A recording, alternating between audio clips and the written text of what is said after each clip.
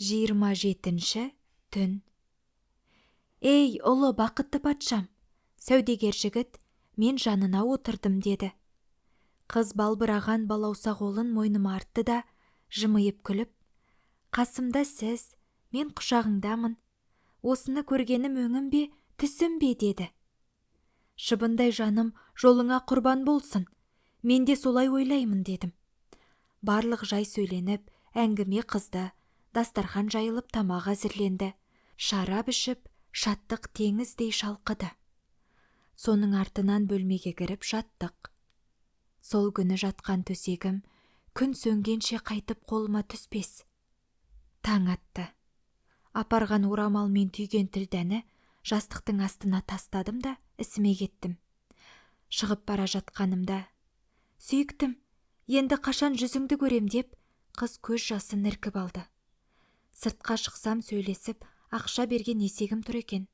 Міндім де тарттым. Сонан былай қарай күнде кешке сол үйге келетін болдым. Рақатты да көрдім, ақшаны да құрттым. Құрмай қайтсын ол. Жарты тілді есекшіге беретін ақым, 1100 тілді орамалдың құны, 50 тілді ұшына түйілет. Барсам болғаны қораның ішін жаннаттай жайнатып, қолына шарабын көтеріп, сенсіз тұрған мына жан, от қақтаған боршадай. Сен жанымның сусына қалай тұрсын аңсамай деп ұсынады. Алып ішем, қысып-қысып құшам. Ай, рахат күндер еді ғой. Сөйтіп жүргенде суда сарқылады ғой. Санаулы құрғыр қаншаға шыдасын. Ақша қалмай, сүйікті жарға құр қол бара алмайтын болдым. Қарыз басып, қаржыдан зарығып, ғазал айтатын күнге ұшырадым. Сондағы сарыным мынау еді. Сабыр кетті, сарғайдым, ғашығымсыз күнім жоқ. Именемін, бармаймын, бармайтыным, пұлым жоқ. Жанын пунин айтқандай, ақшасызда ақыл жоқ.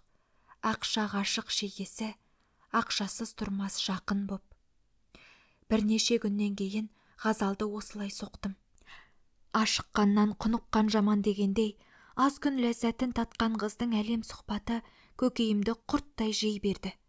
Қайтсем де бір дүние тауып, дидарын көргім келе берді. Қаңбақтай қаңғалақтап жүріп, Тарзила деген тарлау базардың көшесіне келдім. Адам сығылып, біріне бірі қақтығады. Қалтасындағы тілда салған әмияны томпайып, қала сыпайысының бірі жанымнан өте берді. Шеті көрініп бара жатқан әмиян аңсарымды аударбақ кетті. Қолды жып еткізіп салып жіберіп, суырып қалдым. Қалтасы қаңғалақ ойнай қалған сыпайы бетіме жалт қарады да, қолындағы шоқпармен қайта салды. Мен есімді танып қалпақтай ұштым. Көшедегі күзетшілер мені қағып, құлатып кетті деп ойлады.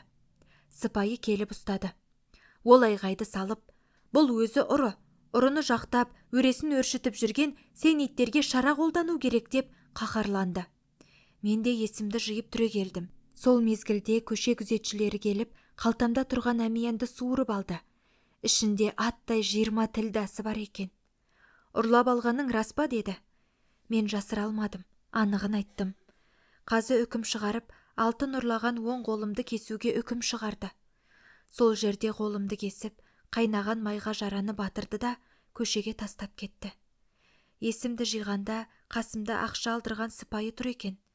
Көшедегі кісілер түрімді көріп, ұры сияқты емес екен десті. Сыпайы да рақымы келіп, бекер болған екен жігітім, түрің ұрыға құсамайды. Бір зәрулікпен алған боларсың, ала ғой мына алтынды деп, 20 тілдәні маған берді.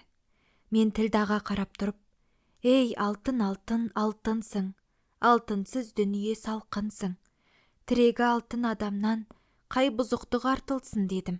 Алтынды алып қыздың үйіне бардым.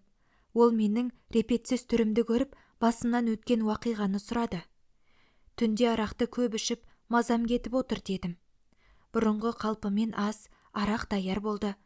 Бір кесеге құйды да маған өлеңін айтып ұсынды. Мен өз қолыңмен ішкіз дедім. Бірін қыз өз қолымен ішкізді де, екінші кесені құйып берді. Мен сол қолыммен алдым. Қыз оны көрді де жылады. Менің берген шарабымды сол қолыңмен алғаның көңілсіздігің деді. Мен шарапты көп ішіп мас болып құладым. Ол жатқанда менің оң қолымды көріп, қалтамдағы ақшамды алыпты. Ақшамен бірге қыздың өкімі де бар еді. Соны көріп қайғырыпты. Мен ертемен тұрып кетіп бара жатқанда, «Отыра тұр» деді қыз. Мен отырдым. «Ей, сүйікті досым», деді аянышты кейіппен. «Сенің мен үшін берілген жүрегің осыншалық ауыр халге түсірді. Сен малды бітіріп, жаныңды мен үшін отқа салдың. Ол жүрегіңнің куәсі мына қолың.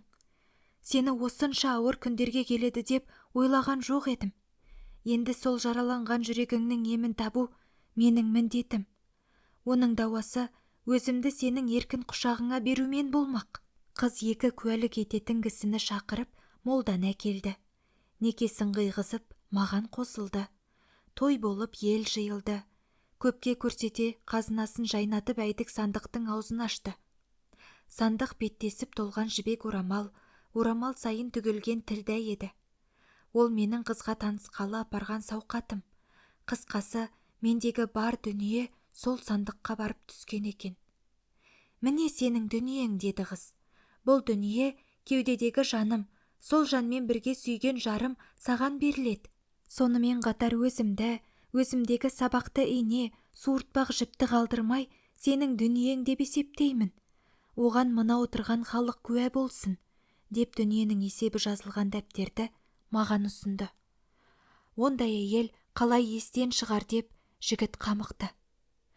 Ертеңіне төсектен ауырып тұрды деп әңгімесін созды сәудегер жігіт. Ауруы күннен күнге ауырлай берді. Бір айдан кейін Дарылбақыға, ол дүниеге сапар етті.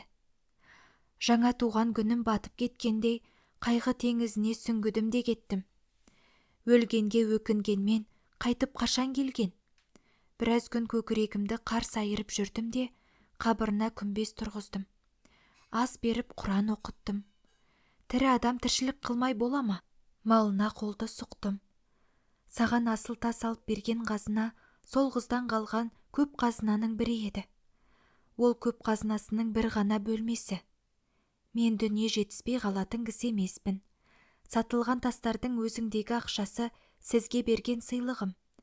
Өйткені сізге мен айыпты кісі.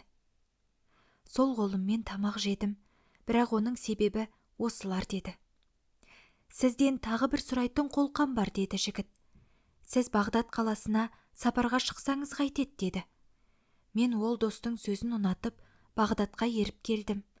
Сөйтіп жүріп, осы уақиғаға кездесіп отырмын деп сөзін аяқтады насрани сәудегер. Тыңдап отырған патша, бұл әңгіме бүкір күлдіргішімнің уақиғасына жете қоймады. Сондықтан осы отырған төртеуіңізді де өлтірем, деді кісі өлтіруге құныққан патша.